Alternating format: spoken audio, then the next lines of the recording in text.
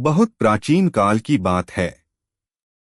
यह वह समय था जब सृष्टि के तीन प्रमुख लोक स्वर्ग, पृथ्वी और पाताल अपने नियत कार्यों में व्यस्त थे।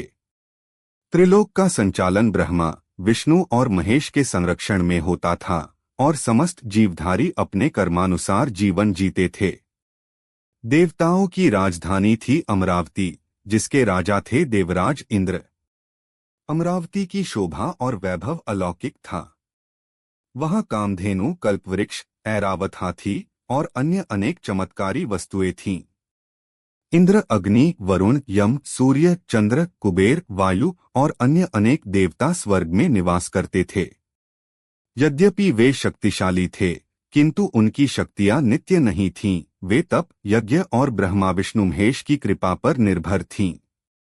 एक दिन देवताओं में गर्व समा गया। देवराज इंद्र ने अपने ऐश्वर्य पर अभिमान कर लिया। उसी समय महर्षि दुर्वासा, जो अपने तेज और क्रोध के लिए विख्यात थे, स्वर्ग लोक पहुंचे। उनके हाथ में एक दिव्य माला थी, जिसे उन्होंने इंद्र को भेंट किया। लेकिन अभिमानी इंद्र ने उस माला को ऐरावत हाथी के गले में डाल दिया। हाथी ने उसे अपने पैरों से कुचल दिया। यह देख दुर्वासा क्रोधित हो गए। उन्होंने इंद्र और समस्त देवताओं को शाप दिया, तुम्हारा ऐश्वर्य नष्ट होगा, तुम्हारी शक्तियां क्षीण होंगी और तुम असुरों से पराजित हो जाओगे। इस शाप का प्रभाव शीघ्र ही प्रकट हुआ। देवताओं की शक्तियां क्षीण होने लगीं और असुरों ने स्वर्ग पर आक्रमण कर दिया। देवराज इंद्र और अन्य देवता पराजित होकर ब्रह्मा जी के पास पहुंचे।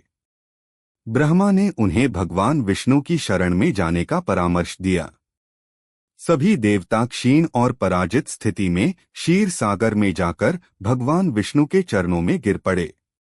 भगवान विष्णु ने देवताओं की दीन दशा देखी और उन्हें आश्वासन दिया, शक्ति की पुनः प्राप्ति के लिए अमृत आवश्यक है। अमृत की प्राप्ति समुद्र मंथन से ही संभव है। उन्होंने बताया कि इस कार्य में असुरों की सहायता लेनी होगी, क्योंकि समुद्र मंथन अत्यंत कठिन कार्य है और इसमें महान बल की आवश्यकता होगी। विष्णु ने यह योजना बनाई। 1. मंदराचल पर्वत को मथनी के रूप में उपयोग किया जाएगा। 2. वासुकी नाग को रस्सी बनाया जाएगा। 3. मंथन क्षीर सागर दूध का समुद्र में होगा। 4. मंथन के फलस्वरूप 14 रत्न प्राप्त होंगे, जिनमें सबसे महत्वपूर्ण होगा अमृत। देवताओं को विष्णु ने असुरों के पास भेजा। असुरों के राजा बलि से उन्होंने सहयोग मांगा। अमृत की लालसा से असुर तैयार हो गए। शर्त यही थी कि मंथन से जो अमृत निकलेगा वह देवताओं और असुरों में बांटा जाए। मंदराचल पर्वत को मंथन के लिए लाया गया, किंतु उसका वजन इतना अधिक था कि देवता और असुर उसे उठा नहीं पाए। भगवान विष्णु ने गरुड़ को बुलाया, जिसने मंदराचल को उड़ाकर क्षीर सागर में स्थापित किया। फिर वासुकी नाग को मथने की रस्सी बनाया गया। असुरों ने वासुकी का मुख वाला भाग पकड़ा, जबकि देवताओं ने पूंछ का। यह विष्णु की योजना थी, क्योंकि मुख से निकलने वाला विष असुरों को दुर्बल करेगा। मंथन आरंभ हुआ। मंदराचल डगमगाने लगा और समुद्र में डूब गया। तब भगवान विष्णु ने कच्छप अवतार लिया, एक विशाल कछुए का रूप। उन्होंने अपनी पीठ पर मंदराचल को संतुलित किया और मंथन फिर से शुरू हुआ। देवता और असुर मिलकर वासुकी नाग को खींचते हुए समुद्र मंथन कर रहे थे। यह कार्य अत्यंत कठिन था। जैसे जैसे मंथन चलता रहा, क्षीर सागर में हलचल होने लगी। पहले कुछ भी प्राप्त नहीं हुआ, किंतु फिर जो पहली वस्तु बाहर आई वह थी कालकूट विष। यह विष इतना प्रचंड और घातक था कि उसकी ज्वाला से देवता, असुर, पशु, पक्षी, मानव सभी त्रस्त हो उठे। पृथ्वी कांपने लगी, जल गरमाने लगा और आकाश में अंधकार छा गया। कोई उपाय नहीं सूझा। तब सबने भगवान शिव की शरण ली।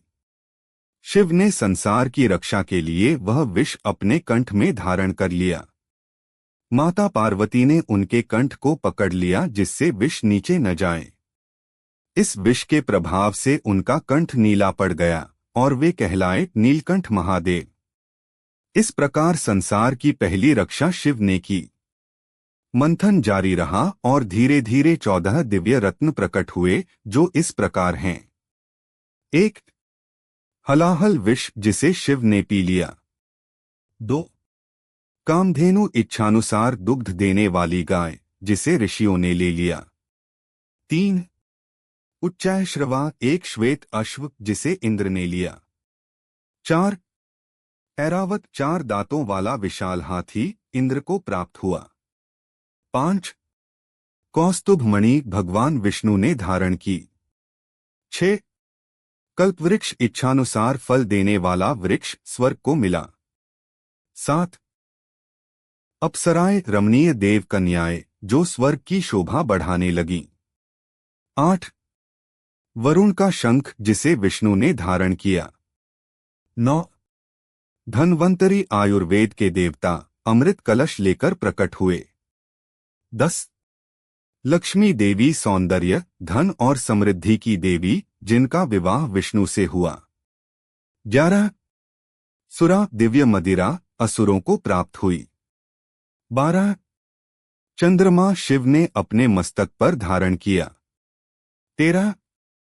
शंख विष्णु ने धारण किया। 14. अमृत अमरता देने वाला अमृत जिसके लिए देवता और असुर लालायित थे।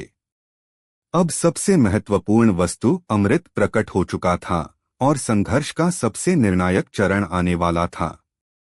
अमृत के लिए युद्ध और मोहिनी अवतार। जैसे ही धन्वंतरी अमृत का कलश लेकर प्रकट हुए असुरों ने छल से उसे छीन लिया और भाग गए। देवता निराश हो गए। भगवान विष्णु ने स्थिति को भांप लिया और एक योजना बनाई। उन्होंने एक मोहिनी रूप धारण किया, अत्यंत सुंदर, आकर्षक और मोहक स्त्री का रूप। मोहिनी को देखकर असुर मोहित हो गए। विष्णु ने मोहिनी रूप में उन्हें समझाया, मैं अमृत का न्यायपूर्वक वितरण करूंगी, तुम सब पंक्ति में बैठो। असुर मान गए। मोहिनी ने देवताओं को चुपचाप अमृत पिला दिया। एक असुर राहु देवताओं की पंक्ति में छिपकर बैठ गया। जैसे ही अमृत उसके कंठ में पहुंचा, सूर्य और चंद्र ने उसकी पहचान बता दी। विष्णु ने तुरंत सुदर्शन चक्र से उसका सिर काट दिया, किंतु अमृत कंठ में पहुंच चुका था, अतः उसका सिर अमर हो गया। यही राहु कहलाया। उसका धड़ केतु कहलाया। दोनों ग्रह बन गए और सूर्य चंद्र से बदला लेने लगे। यही कारण है कि राहु केतु ग्रहण करते हैं। जब देवताओं ने अमृत पी लिया तो उनकी शक्तियां पुनः लौट आईं। अब वे बलशाली हो चुके थे। असुरों ने जब यह देखा तो वे युद्ध के लिए तैयार हुए। देवासुर संग्राम एक बार फिर हुआ, परंतु इस बार देवताओं की विजय हुई। इंद्र ने बलि को पराजित किया। असुर स्वर्ग से खदेड़ दिए गए और देवताओं ने पुनः अमरावती प्राप्त की। देवताओं ने भगवान विष्णु का धन्यवाद किया। लक्ष्मी जी अमरावती में स्थित हो गईं और स्वर्ग पुनः वैभवशाली बन गया।